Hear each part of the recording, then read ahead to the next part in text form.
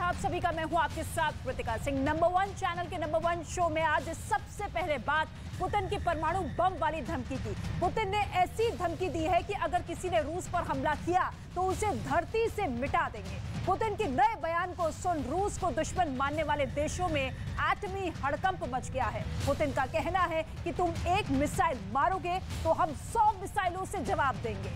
Putin के एटमी ललकार से कैसे हाहाकार मचा हुआ है, इस स्पेशल रिपोर्ट में आप देखिए।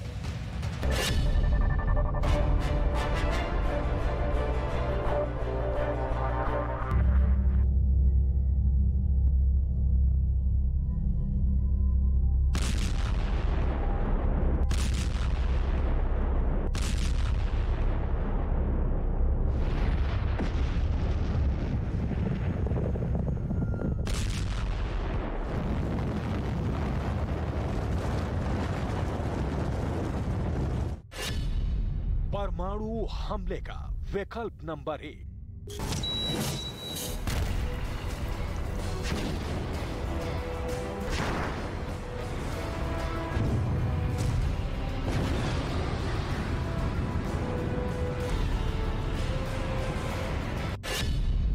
परमाणु हमले का विकल्प नंबर 2।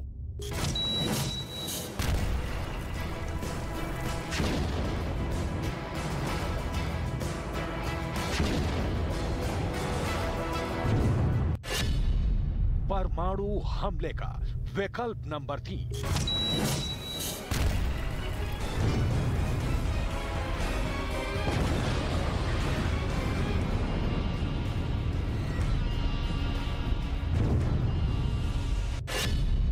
परमाणु हमले का विकल्प नंबर 4।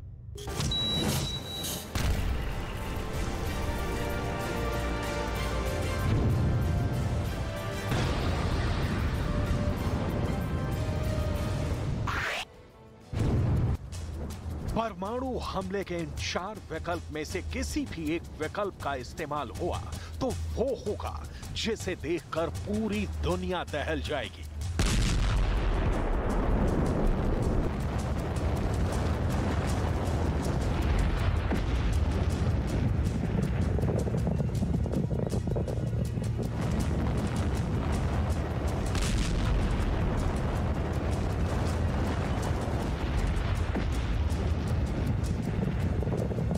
अगर न्यूक्लियर वार का नंबर आ गया तो दुनिया की तस्वीर पूरी तरह से बदल जाएगी।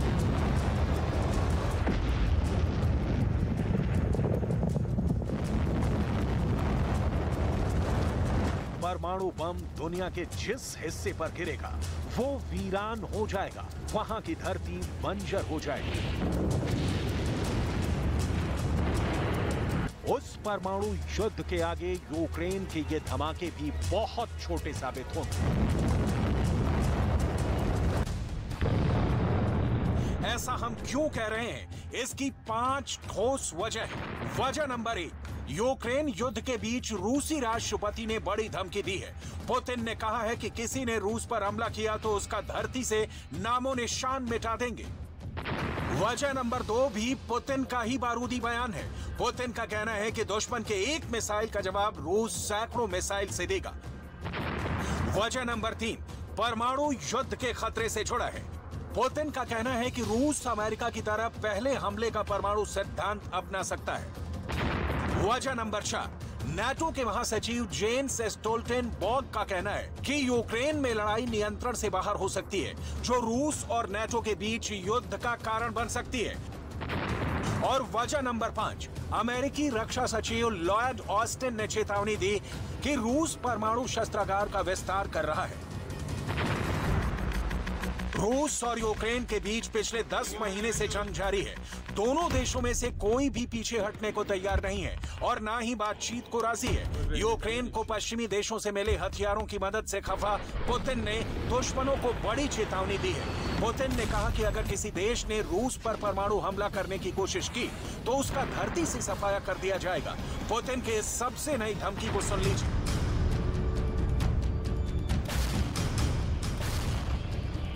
Которые такие решения принимают, мы подумаем, может быть, даже возможно, я сейчас не говорю, что это решение, но подумаем при необходимости и возможности сокращения добычи. У нас есть договоренность с ОПЕК+, по известной планке добычи. पुतिन का कहना है कि दुश्मन के एक मिसाइल का जवाब रूस सैकड़ों मिसाइल से देगा। पुतिन के इस धमकी के पीछे की असली वजह क्या है? वजह नंबर 1, यूक्रेन की राजधानी कीव से 800 किलोमीटर दूर रूस के रयाजान मिलिट्री बेस पर हमला हुआ है। वजह नंबर 2, कीव से 800 किलोमीटर दूर रूस के कोर्स्क एयरफील्ड पर ड्रोन अटैक हुआ है। वजह नंबर 3, यूक्रेन की राजधानी कीव से 1090 किलोमीटर दूर रूस के सारातोव मिलिट्री बेस पर हमला हुआ है, जो रूस के लिए बहुत ही डरावना है, क्योंकि सारातोव में ही रूस का एंगल्स एयरबेस है। एंगल्स एयरबेस पर हुए हमले में रूस के 2 न्यूक्लियर बॉम्बर को नुकसान पहुंचा है। वजह नंबर 4, दावा किया जा रहा है कि रूस के अंदर यूक्रेन की स्पेशल फोर्स पहुंच गई है। एबीसी न्यूज ने पुष्टि की है कि यूक्रेन के स्पेशल फोर्स रूस में काफी अंदर तक पहुंच गई थी। एबीसी न्यूज के मुताबिक यूक्रेन के प्रेसिडेंट ज़ेलेंस्की के इनर सर्कल के एक वरिष्ठ अधिकारी ने एबीसी न्यूज से बताया कि सोमवार को रूस के सैन्य ठिकानों पर 2 ड्रोन हमले हुए हैं। उनमें कम से कम किसी एक ठिकाने पर ड्रोन को गाइड करने का काम रूस में मौजूद यूक्रेन के स्पेशल फोर्स ने की है। रूस की एक न्यूज वेबसाइट रीडोविका की एक रिपोर्ट ने चेतावनी दी कि अगर यूक्रेन से हमले हो रहे हैं तो मॉस्को पर हमला हो सकता है। इसके पीछे जो तर्क दिया गया है उसके मुताबिक अगर रूस में हमला करने वाले ड्रोन यूक्रेन से आए तो सीधा मतलब है कि यूक्रेन के पास पहले से ही 1000 किलोमीटर तक हमला करने वाले ड्रोन हैं, जिसका मतलब है मॉस्को पर हमला हो सकता है, क्योंकि कीव से मॉस्को की दूरी करीब 862 किलोमीटर है। हालांकि रूस के रक्षा मंत्रालय ने दावा किया है कि ड्रोन उनके एयर डिफेंस की चपेट में आ गए थे, लेकिन नीचे गिरे मलबे ने जमीन पर रूस के न्यूक्लियर बॉम्बर को नुकसान पहुंचाया। न्यूक्लियर बॉम्बर को नुकसान का सीधा मतलब है रूस की परमाणु ताकत को तोड़ना। यही वजह है कि पुतिन ने मीडिया के सामने आकर पूरी दुनिया को यह चेतावनी दी है कि रूस अमेरिका के जैसे पहले परमाणु हमले का परमाणु सिद्धांत अपना सकता है। У нас есть договоренность с ОПЕК+, по известной планке добычи. Вот мы подумаем, что дополнительно, если потребуется. Я имею в виду сейчас Россию. अमेरिका का परमाणु सिद्धांत पहले हमले का है, वहीं रूस अभी तक पहले हमला नहीं का परमाणु सिद्धांत रखता है। लेकिन रूस के राष्ट्रपति ने बड़ी बेबाकी से बोल दिया है कि रूस पहले हमला नहीं से पहले हमला का परमाणु सिद्धांत अपना सकता है। दुनिया के 9 देशों के पास परमाणु हथियार हैं। किसी भी एक देश ने न्यूक्लियर वॉर छेड़ दी तो दुनिया की तस्वीर पूरी तरह से बदल जाएगी। गौर करने वाली बात यह है कि दुनिया भर में परमाणु हथियारों की तादाद 13,865 है, जिसमें से 90% परमाणु हथियार रूस और अमेरिका के पास हैं। रूस के पास 6500 परमाणु हथियार हैं, वहीं अमेरिका के पास 6185 हथियार हैं। Мне пришлось некоторые вещи тоже акцентировать. Сразу же ее высказывание никто не заметил, а то, что мы говорим, сразу же выпячивается и этими заявлениями начинают весь мир пугать. Значит, поэтому мы с ума не сошли, мы отдаем себе отчет в том, что такое ядерное оружие. Эти средства у нас есть. रूस ने अपना पहला परमाणु परीक्षण 29 अगस्त 1949 को किया था। रूस ने आखिरी बार 24 अक्टूबर 1990 को न्यूक्लियर टेस्ट किया था। रूस अब तक कुल 715 परमाणु परीक्षण कर चुका है, जिसमें 496 अंडरग्राउंड रहे हैं। दुनिया में अब तक 2059 परमाणु परीक्षण हुए हैं। इनमें सबसे अधिक 1030 परमाणु परीक्षण अमेरिका ने किया है। 3, 2, 1,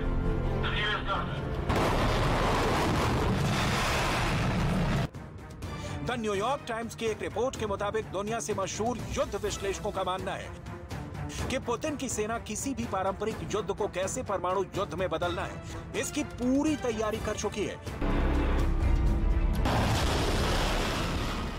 И второй тоже не применен, потому что возможности применения в случае нанесения ядерного удара по нашей территории, они сильно ограничены. Тем не менее, У нас стратегия наша применения средств защиты, а именно как защиту мы рассматриваем оружие массового поражения, ядерное оружие. Она вся настроена вокруг так называемого ответно-встречного удара. यूक्रेन में अभी जो युद्ध हो रहा है उसे कैसे परमाणु युद्ध की शक्ल देनी है, इसका अभ्यास कर चुकी है।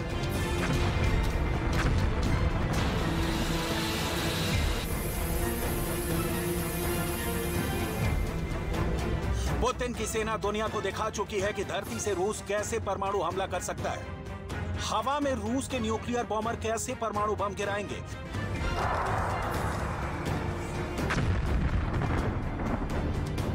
समंदर की लहरों से कैसे रूस के युद्धपोत परमाणु मिसाइल दागकर तबाही लहराएंगे। समंदर के अंदर मौजूद परमाणु पनडुब्बी से रूस की सेना कैसे न्यूक्लियर अटैक कर सकती है।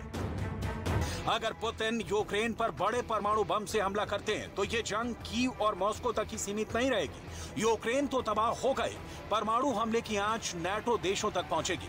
परमाणु हमले के जवाब में नाटो को एक्शन में आना होगा। ऐसे में परमाणु युद्ध में कूदना अमेरिका की मजबूरी बन जाएगी, जिसका सीधा मतलब होगा तीसरा विश्व युद्ध।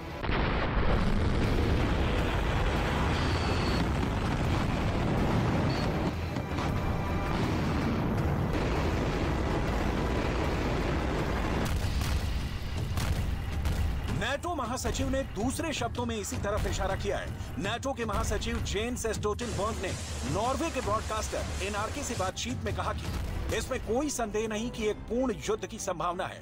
अगर चीजें गलत होती हैं तो वो बुरी तरह गलत हो सकती हैं। यूक्रेन में लड़ाई नियंत्रण से बाहर हो सकती है और रूस और नाटो के बीच युद्ध बन सकता है। अगर ऐसा हुआ और पुतिन ने अगर न्यूक्लियर अटैक कर दिया, फिर बाइडेन के न्यूक्लियर फुटबॉल में खतरे का अलार्म बजने लगेगा। ब्रिटेन में नए नवेले PM Sunak last resort letter खोलने पर मजबूर हो जाएंगे।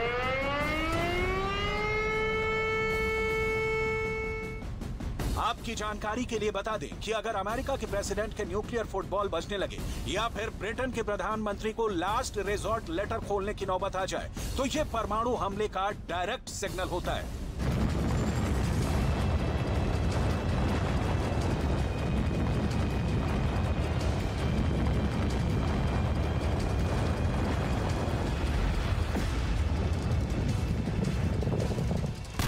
अगर अमेरिका पर न्यूक्लियर अटैक जैसा खतरा है तो प्रेसिडेंट के न्यूक्लियर फुटबॉल में खतरे का सायरन बजने लगता है।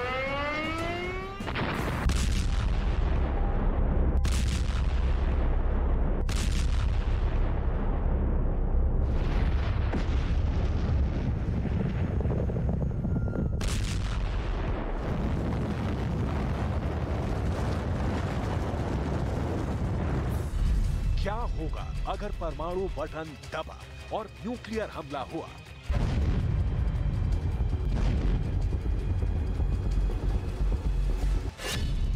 पुतिन के टारगेट पर दुनिया के कौन कौन से शहर होंगे?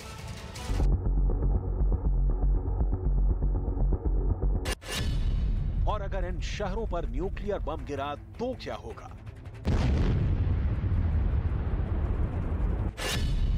New York, Paris, Washington DC, London, Berlin, Chicago, California, Los Angeles.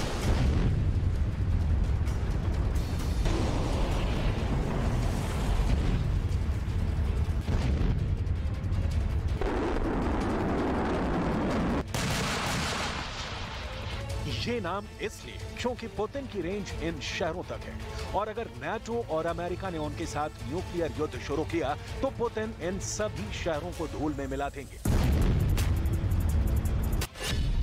Putin का गुस्सा जलाकर राख कर देगा। ये बात बाइडेन भी जानते हैं, मैक्रो भी जानते हैं, ऋषि सुनक भी जानते हैं और ओलाफ शॉल्ज भी जानते हैं।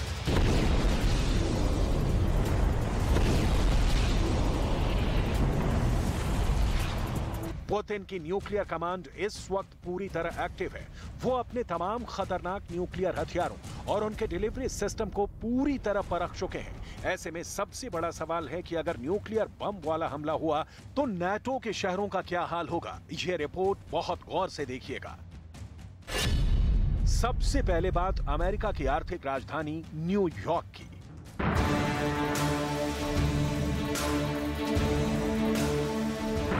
न्यूयॉर्क पर रूस से अगर परमाणु हमला हुआ तो वो लंबी दूरी की रेंज वाली मिसाइलों से होगा, और अगर इस शहर के बीचों बीच न्यूक्लियर ब्लास्ट हुआ तो उसका नतीजा देख लीजिए।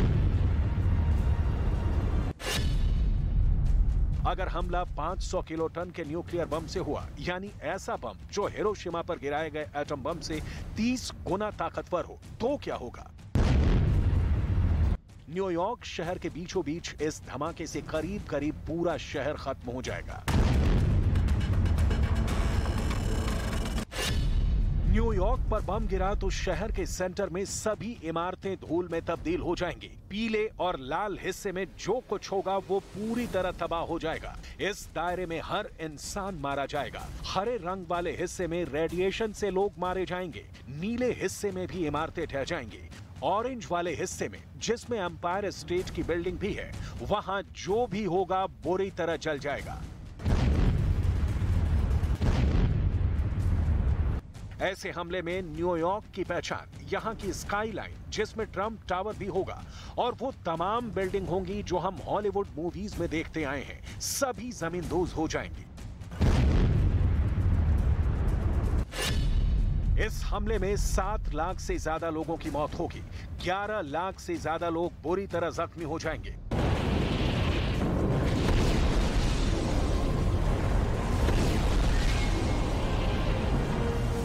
पुतिन के पास ऐसी कौन कौन सी मिसाइल है जो न्यूयॉर्क तक पहुंच सकती है, आपको आगे बताएंगे। पहले देखिए परमाणु हमले में लंदन का क्या हाल होगा। लंदन के सेंटर में बम गिरने से 3 किलोमीटर बड़ा आग का गोला सब कुछ जलाकर राख कर देगा। रूस ने अगर लंदन पर मिसाइल दागी तो दावा किया गया है कि यह सिर्फ 3 मिनट के अंदर लंदन को दुनिया के नक्शे से मिटा देगी। लंदन पर परमाणु हमला हुआ तो ब्रिटेन की संसद धूल में तब्दील हो जाएगी। यहां प्रधानमंत्री का निवास, सब कुछ खत्म हो जाएगा।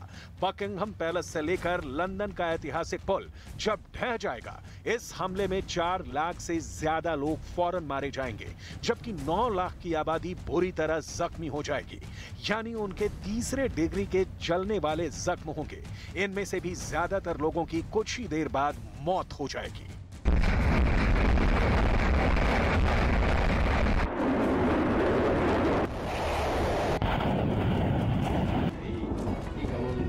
पुतिन ने फरवरी में युद्ध की शुरुआत के बाद ही फौरन वार्निंग देते हुए अपना परमाणु तहखाना खोल दिया था। सवाल है कि क्या पुतिन अपने सबसे खतरनाक मिसाइलों को लॉन्च करेंगे? ये वो मिसाइल हैं जो इस वक्त पूरी तरह एक्टिव हैं।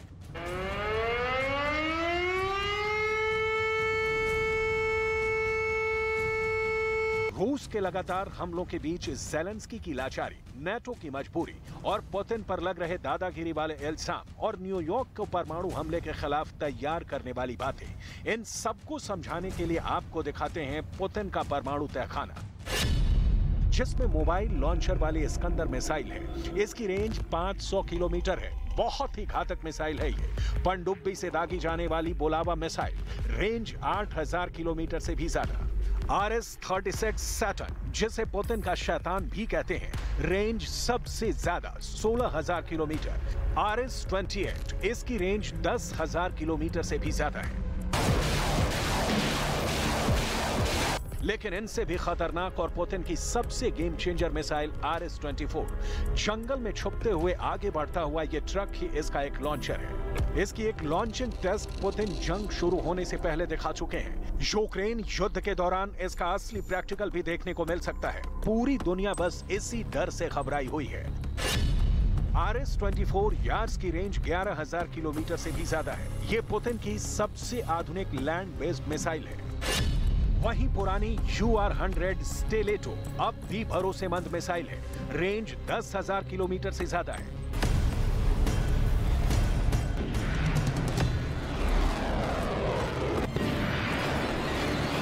पुतिन के ऑफिस ने तो खुल्लम खुल्ला बोल दिया है कि रूस के अस्तित्व पर खतरा आया तो परमाणु बम का इस्तेमाल नहीं होगा। इसकी कोई गारंटी नहीं दी जा सकती।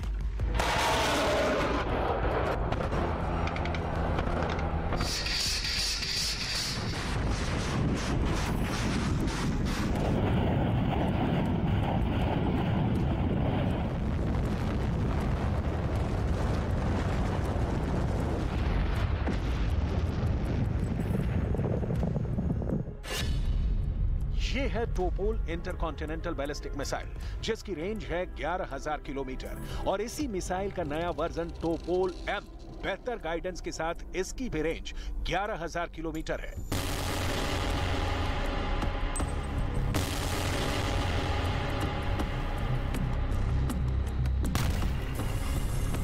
अब सवाल है, ये टोपोल कहां तैनात है? टोपोल के दोनों वर्जन क्यों अमेरिका और नाटो के लिए खतरा है? टोपोल मिसाइल, जिसकी रेंज 11,000 किलोमीटर है, वो 8 सीक्रेट बेस से लॉन्च की जा सकती है और इनकी जद में अमेरिका के न्यूयॉर्क और वॉशिंगटन डीसी शहर भी होंगे। न्यूयॉर्क का हाल जो होगा वो आप देख चुके हैं। अब वॉशिंगटन डीसी यानी अमेरिका की कैपिटल सिटी का हाल देखिए, क्योंकि ये पुतिन और रूस की मिसाइलों का प्राइम टारगेट कहा जा सकता है।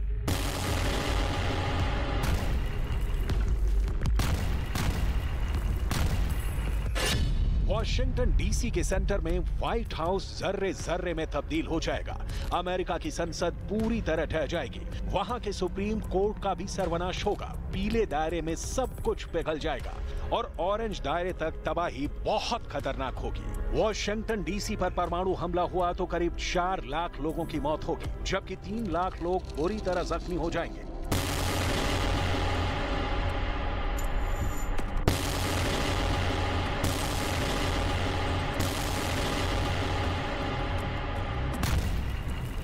इन हमलों में जो भी बच जाएंगे वो धीमी मौत मरते चले जाएंगे। 15% लोग तो कैंसर का शिकार हो जाएंगे और फिर उनकी जान चली जाएगी। अमेरिका पर ऐसे हमले का खतरा सबसे ज्यादा है। युद्ध अगर परमाणु युद्ध में बदल गया तो यूरोप में मौजूद अमेरिका के सभी न्यूक्लियर बेस पर एटमी सायरन बज जाएगा।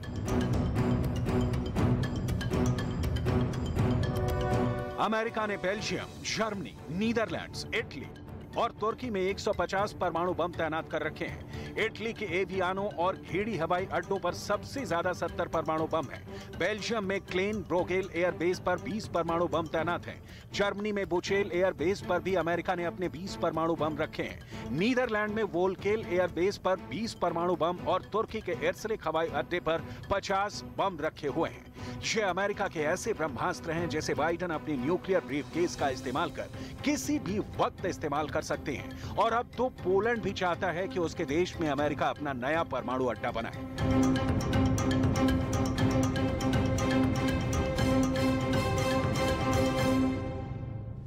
पुतिन इस वक्त कुछ कर गुजर जाने के मूड में है। इसके पहले कि ज़ेलेंस्की को नई चाल चले, पुतिन यूक्रेन पर इतने हमले कर देना चाहते हैं कि ज़ेलेंस्की को उसके मलबे संभालने से ही फुर्सत ना मिले। युद्ध में आदमखोर की एंट्री से अब युद्ध की दिशा और दशा दोनों बदलती हुई नजर आ रही है।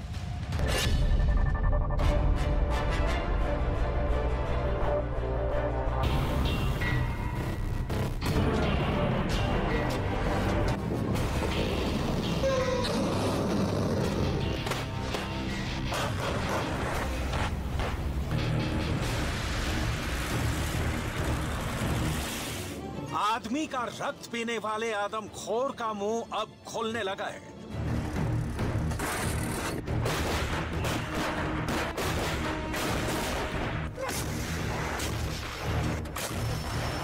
रूस यूक्रेन युद्ध में इस आदमखोर की एंट्री हो चुकी है।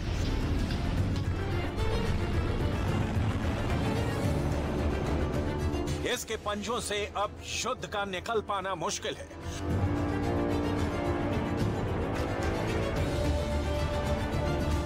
मतलब यूक्रेन की जमीन पर जलते गोलों का कहर अभी और बरपना बाकी है। कौन है ये आदमखोर जिसके आने से पुतिन की लालसा उठान पर है और ज़ेलेंस्की चिंता में खोले जा रहे हैं? अमेरिका तक हड़कंप मचा है कि पुतिन का आदमखोर यहां तक पहुंच सकता है। इसकी पूरी डिटेल आपको बताएंगे, लेकिन उसके पहले पुतिन का एक बहुत ही दिलचस्प वीडियो देख लीजिए। इस वीडियो को आप गौर से देखिए और सुनिए। इस वीडियो में रूस के राष्ट्रपति पुतिन यूक्रेन के साथ जारी युद्ध के बारे में चर्चा कर रहे हैं। Да, мы делаем это. Но кто начал? Кто ударил по мосту, по Крымскому? Кто подорвал линии электропередач с атомной электростанции Курск?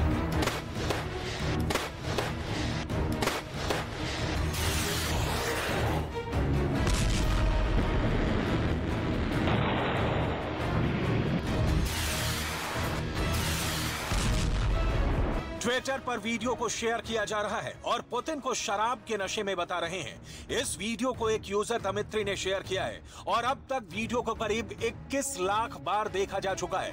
1 मिनट 21 सेकंड के इस वीडियो में पुतिन के हाथ में वाइन ग्लास है। इस वीडियो की सत्यता की पुष्टि हालांकि नहीं की जा सकती है, लेकिन इस वीडियो में जो पुतिन ने कहा है उसका एक एक शब्द आपको जरूर सुनना चाहिए। युद्ध किसने शुरू किया? Ну, кто начал? Кто ударил по мосту, по Крымскому? किसने क्राइमिया के पुल पर हमला किया था?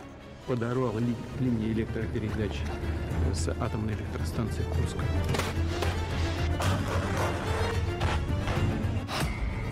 किसने कोर्स पावर प्लांट की पावर लाइंस में ब्लास्ट किया था? Кто не подает воду в Донецк? Неподача воды в миллионный город – это акт геноцида.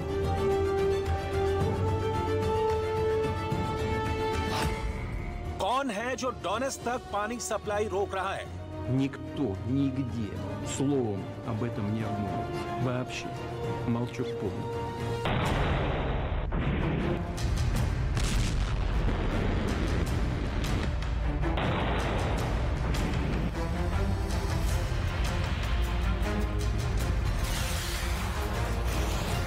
Стоит нам только пошевелиться, что-то сделать в ответ. Шум, гам, треск на всю Вселенную. Это не будет нам мешать выполнять боевые задачи. И я хочу вас поблагодарить, что вы и ваши товарищи делаете это самым достойным образом. Спасибо вам большое. еще раз поздравляю вас. मैसेज बिल्कुल लाउड एंड क्लियर है कि सुन लो बाइडेन साहब और सुन लो ज़ेलेंस्की जी, यूक्रेन के सरेंडर तक जंग चालू रहेगी, ना कि रत्ती भर भी मन। दुनिया भर के एक्सपर्ट पुतिन की यूक्रेन में हार पर मंथन कर रहे हैं। पश्चिमी मीडिया पर पुतिन के खिलाफ प्रोपेगेंडा करने की खबरें आती हैं, लेकिन इस बार पुतिन खुद चल कर आए, ये बताने की अभी पुतिन का आखिरी अस्त्र बाकी है, जिसके चलते ये आदमखोर एक्टिव हो जाएगा और फिर विनाश के अलावा कोई विकल्प नहीं होगा।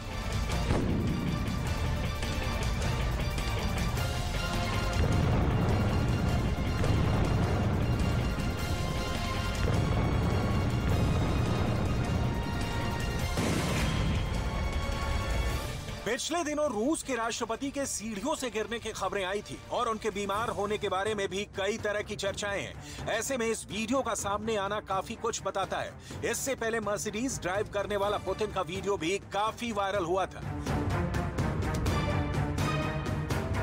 9 दिसंबर को पुतिन के बिश्केक में होने की खबर आपने देखी। पुतिन फिट दिख रहे हैं, एकदम चौकस और चौकन्ने। लिहाजा इस सवाल को यहीं चलता कर दिया जाए कि पुतिन की बीमारी रूस के यूक्रेन विजय की राह का सबसे बड़ा रोड़ा है। खेरसॉन के हालात और क्राइमिया ब्रिज का विस्फोट पुतिन बता देना चाहते हैं कि ज़ेलेंस्की को इसकी कीमत चुकानी होगी। पुतिन फुल पावर में, फुल एक्शन मोड में है।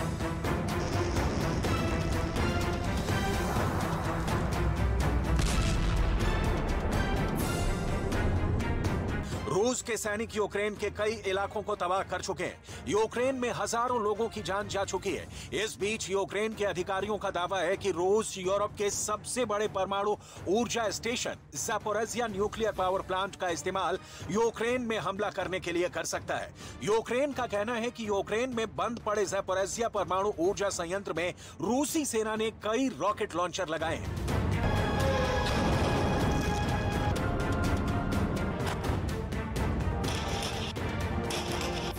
यूक्रेन की परमाणु कंपनी एनर्गोअटॉम ने एक बयान में कहा है कि पावर प्लांट पर कब्जा कर रहे रूसी सेना ने उसके 6 परमाणु रिएक्टरों में से एक के पास कई ग्रैड मल्टीपल रॉकेट लॉन्चर देखे हैं।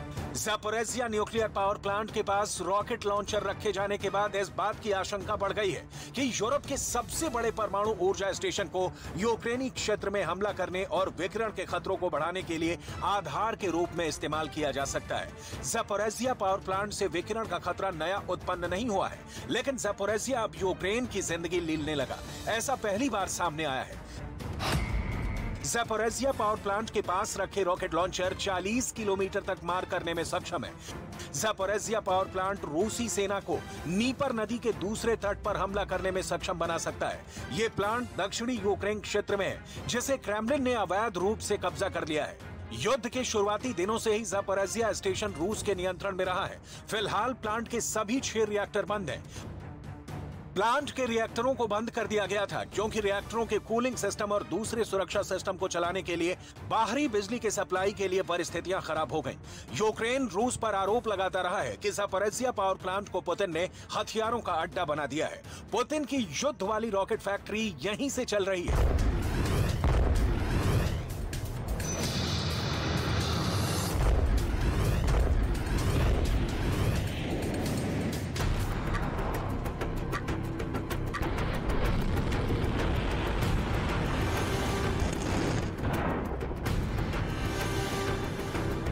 पुतिन ने साफ लहजे में कहा है कि उनका देश अमेरिका की तरह पहले परमाणु हथियार का इस्तेमाल नहीं करेगा। रूस के अत्याधुनिक हाइपरसोनिक हथियार ये सुनिश्चित करेंगे कि रूसी सेना कभी भी हमले की स्थिति में मजबूती से जवाब दे सके। पुतिन ने ऐलान किया है कि भर्ती हुए 1.5 लाख लड़ाके यूक्रेन में तैनात होने का इंतजार कर रहे हैं। रूस ने सितंबर और अक्टूबर में 3 लाख से ज्यादा रिजर्व सैनिकों को बुलाया था। पुतिन इस जंग में बहुत कुछ खो चुके हैं। पुतिन के करीब 150 कर्नल और जनरल जंग में मारे जा चुके हैं, लेकिन पुतिन के सामने लौट जाने वाला विकल्प अब खुला नहीं है। लौटने का मतलब होगा पुतिन की प्रतिष्ठा पर बट्टा। लौटने का मतलब होगा बाइडेन के सामने पुतिन के पराजय। लौटने का मतलब होगा ज़ेलेंस्की के सामने सरेंडर। लौटने का मतलब होगा पड़ोस में नाटो की मौजूदगी कबूल करना। जाहिर है पुतिन ऐसा हरगिज नहीं होने देना चाहते। ऐसे में सवाल उठता है कि पुतिन की अब नई वॉर स्ट्रेटजी क्या है। यानी रूस अपने सिद्धांत में बदलाव कर सकता है और दुश्मन को घुटने टेकने पर मजबूर करने के लिए पहले हमले की संभावना को लागू कर सकता है। पुतिन का इशारा परमाणु हमले की तरफ है। पुतिन की फौज में खूंखार जनरल कादिरोव के लड़ाके भी हैं और रूस के एलीट जांबाज और खतरनाक एलीट आर्मी भी। लेकिन 10 महीनों के बाद अब हालात ऐसे दिख रहे हैं जैसे युद्ध पुतिन के हाथों से निकला जा रहा है। पुतिन इस वक्त को पहचानते हैं और शायद एक जोरदार स्ट्राइक के पहले बयानों से परिस्थिति को भांपना चाहते हैं। मतलब जो तय है वो ये कि यूक्रेन से पुतिन तभी बाहर जाएंगे जब ज़ेलेंस्की उनके सामने सरेंडर वाले कागज पर साइन कर देंगे। अब आते हैं उस सवाल पर कि आखिर पुतिन जो हाइपरसोनिक मिसाइलें दाग चुके हैं, हजारों बम चला चुके हैं, उसके बावजूद यूक्रेन पर कब्जा नहीं कर सके, तो अब आगे क्या करेंगे? इस सवाल का जवाब आपको सबसे पहले पुतिन की बॉडी लैंग्वेज में देखने को मिलेगा। खेरसॉन की हार के बाद पुतिन लगातार सामने आ रहे हैं, बयान दे रहे हैं। डिफेंस एक्सपर्ट कह रहे हैं कि पुतिन के दिमाग में इस वक्त 4 मेन बातें चल रही हैं। पुतिन के दिमाग में क्या है? युद्ध जल्दी से जल्दी खत्म करना। उसके लिए यूक्रेन आने वाले हथियारों की खेप को रोका जाए, जो संभव नहीं दिख रहा। तीसरी बात जो पुतिन के दिमाग में है वो है बाइडेन को करारा जवाब देने की। और चौथी बात जो सबसे बड़ी और अंतिम उपाय, परमाणु बम के विस्फोट की। पुतिन के फौज की जीत की कोई गारंटी नहीं है, लेकिन गारंटी तो यूक्रेन की जीत की भी नहीं है, क्योंकि भीतरखाने ये सवाल भी अमेरिका और यूरोपीय यूनियन के देशों में उठने लगे हैं कि यूक्रेन को आखिर मदद कब तक। ज़ेलेंस्की जानते हैं कि अमेरिका या यूरोप के पास उनकी जिद को पालने के अलावा कोई विकल्प नहीं है, क्योंकि पुतिन को साधना है तो ज़ेलेंस्की इस वक्त सबसे बड़े हथियार है। ज़ेलेंस्की इसी का फायदा उठाकर यूक्रेन को आग की होली खेलने के लिए छोड़ चुके हैं।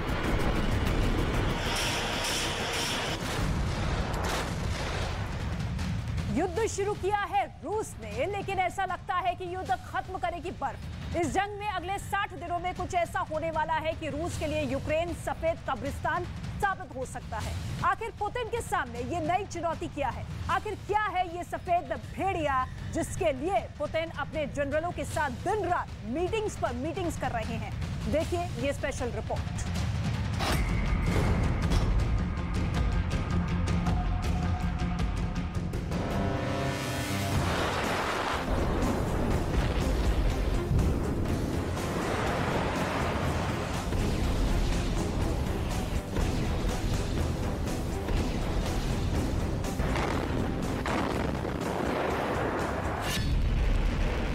जंग के 10 महीनों में ज़िद्दी पुतिन ने यूक्रेन को तबाह और बर्बाद करने में कोई कसर नहीं छोड़ी है। पिछले 10 महीनों से रूस यूक्रेन पर रोजाना 40,000 राउंड गोले दाग रहा है।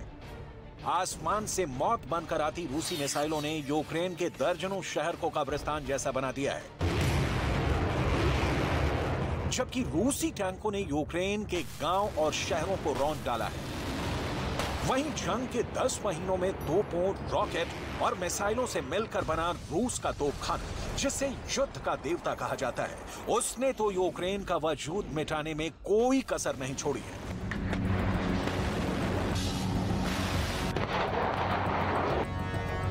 लेकिन इतने भीषण हमले झेलने के बाद भी यूक्रेन ने रूस के सामने हार नहीं मानी है। अब यूक्रेन के जनरलों ने पुतिन की फौजों के खिलाफ सफेद भेड़िया मिशन तैयार किया है, जो यूक्रेन में रूसी फौजों के लिए सफेद यमराज साबित होने लगा है।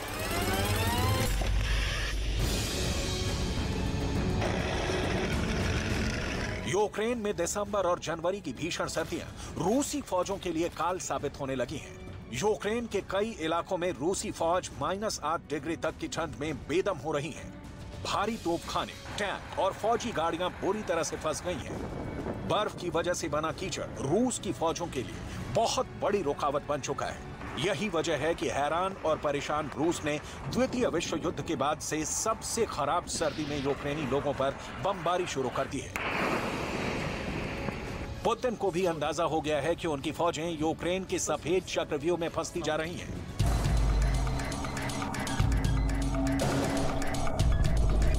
असल में यूक्रेन के जनरल दिसंबर और जनवरी की भीषण सर्दियों का इंतजार कर रहे थे कि जैसे ही रूसी फौजें यूक्रेन के जंगी इलाकों में भीषण ठंड में फंसेंगी, तभी उन पर चौतरफा हमले शुरू किए जाएंगे। और इस वक्त यूक्रेन में रूसी फौजों के खिलाफ यही हो रहा है। एक तरफ यूक्रेन रूसी फौजों पर जबरदस्त हमले कर रहा है,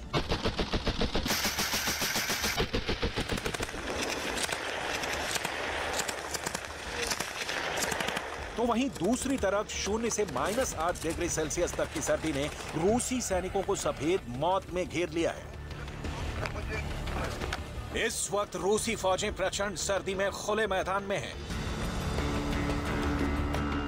ऐसे हालात में सवाल उठता है कि दिसंबर और जनवरी में औसतन तापमान -3.8 डिग्री सेल्सियस से लेकर 6.1 डिग्री सेल्सियस तक में रूस अपनी बढ़त और कब्जा यूक्रेन के उन इलाकों पर कैसे बनाए रख पाएगा, जिसे उनसे 10 महीनों की जंग में हासिल किया है।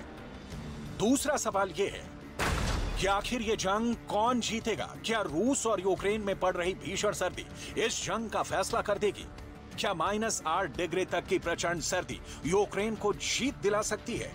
क्या यूक्रेन में भीषण ठंड के अगले 60 दिन पुतिन की फौजों के लिए सफेद कब्रिस्तान साबित होंगे? नवंबर और दिसंबर की सर्दी में ही रूसी फौजों की हालत यूक्रेन में खराब हो चुकी है। इन्हीं हालात को देखते हुए यूक्रेन के जनरलों को उम्मीद है कि रूस से बिना लड़े ही जंग जीती जा सकती है। यानी यूक्रेन में पड़ रही भीषण सर्दी रूस के लिए सफेद भेड़िया साबित हो रही है, जो उन्हें हर दिन हर वक्त मार रही है।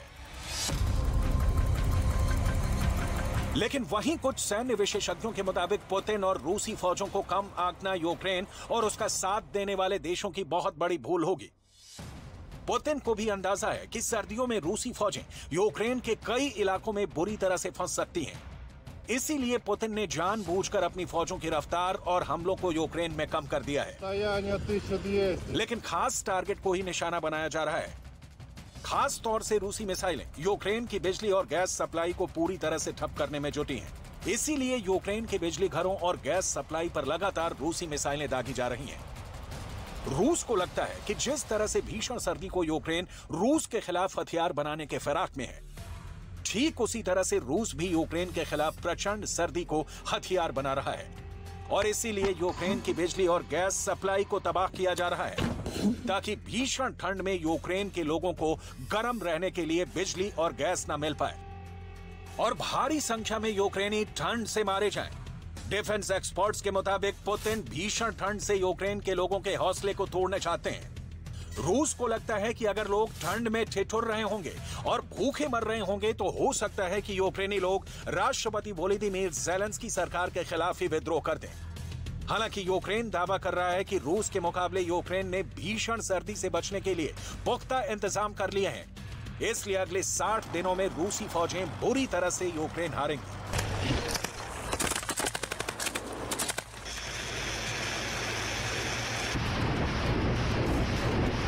कुछ डिफेंस एक्सपर्ट्स के मुताबिक सर्दियों के महीने में 2 महीने या कहें कि 60 दिन इस जंग में गेम चेंजर साबित हो सकते हैं, क्योंकि पुतिन की रूसी फौजों ने जिस तरह से जीते हुए मोर्चों को यूक्रेन में छोड़ना शुरू किया है, उससे यूक्रेन के फौजी जनरल बेहद खुश हैं।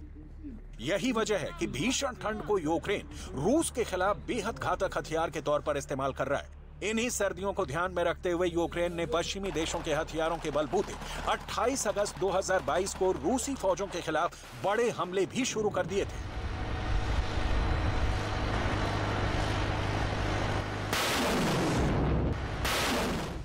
जवाबी हमले के पहले 7 दिनों में यूक्रेन ने पिछले 5 महीनों में रूस के कब्जे में आए अपने कई इलाकों को रूस से छीन लिया। जवाबी हमले में यूक्रेनी फौज को मिली जीत ने पुतिन को हैरान कर दिया। इन्हीं हालातों की वजह से 12 सितंबर 2022 तक यूक्रेन ने खार्किव ओब्लास्ट के काफी बड़े इलाके को रूस से छीन लिया था, जिसे रूसी सैनिक अपना सैन्य ठिकाने के रूप में इस्तेमाल कर रहे थे। यूक्रेन के इन ताबड़तोड़ हमलों ने ही रूसी सैनिकों को नीप्रो नदी के पश्चिम में रहने को मजबूर कर दिया है। यही वजह रही कि इन गंभीर हालातों को देखते हुए रूस ने 9 नवंबर 2022 को खेरसॉन से हटने का ऐलान करके पूरी दुनिया को हैरान कर दिया। तो क्या ये मान लिया जाए कि अब दिसंबर और जनवरी के 2 महीने यूक्रेन में रूस की हार की बड़ी वजह बन सकते हैं? इस सवाल पर डिफेंस एक्सपर्ट बटे हुए हैं।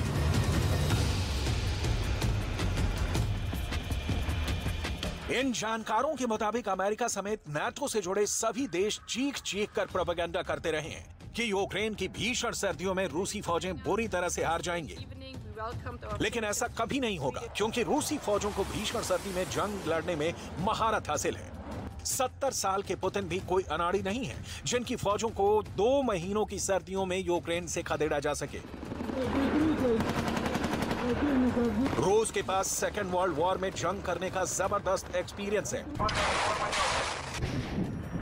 उन्हें पता है कि भीषण सर्दी में जंग कैसे लड़ना है और खाली किए गए इलाकों को किस तरह से हासिल करना है।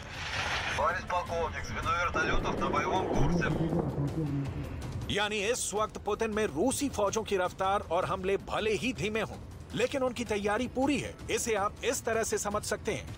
दिसंबर से मार्च के बीच यूक्रेन में औसतन -4.8 डिग्री सेल्सियस से 2 डिग्री सेल्सियस तक तापमान होता है। औसतन दिसंबर में 14 दिन बर्फ पड़ती है, जनवरी में 17 दिन बर्फ पड़ती है और फरवरी में 15 दिन बर्फ पड़ती है। हर महीने औसतन 1.5 मीटर बर्फ यूक्रेन में पड़ती है।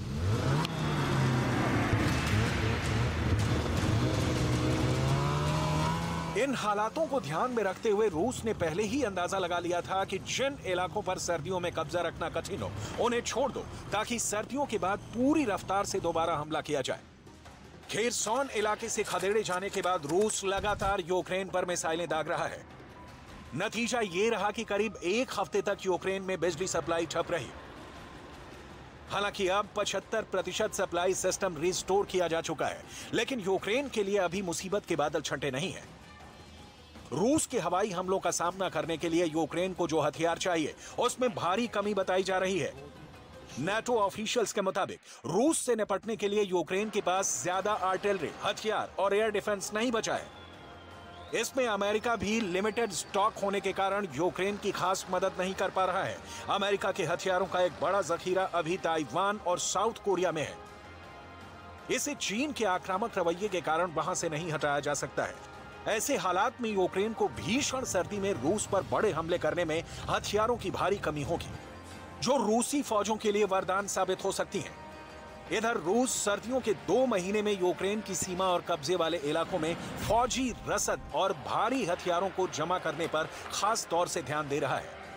उसे पता है कि जैसे ही सर्दियां खत्म होगी, यूक्रेन पश्चिमी देशों से मिले हथियार से उस पर जोरदार पलटवार करेगा। इसीलिए इस वक्त रूस ने यूक्रेन के खिलाफ ईरान से मिले आत्मघाती ड्रोन शाहिद 136 का इस्तेमाल भी लगभग बंद कर दिया है, जो यूक्रेन के खिलाफ रूस के सबसे घातक हथियारों में से एक है। इस वक्त रूस केवल यूक्रेन की बिजली और गैस सप्लाई पर ही ताबड़तोड़ हमले कर रहा है, ताकि जिस भीषण सर्दी को यूक्रेन रूस के खिलाफ हथियार के तौर पर इस्तेमाल करने की कोशिश कर रहा है, वही सर्दी यूक्रेन के लिए सफेद मौत साबित हो। अब देखना होगा कि यूक्रेन जिस भीषण ठंड को रूस के खिलाफ सफेद भेड़िया की तरह इस्तेमाल करने की कोशिश में लगा है, क्या वो उसमें सफल होगा या फिर प्रचंड ठंड में जंग करने में माहिर रूस यूक्रेन के खिलाफ भीषण सर्दी को सफेद यमराज की तरह इस्तेमाल करेगा।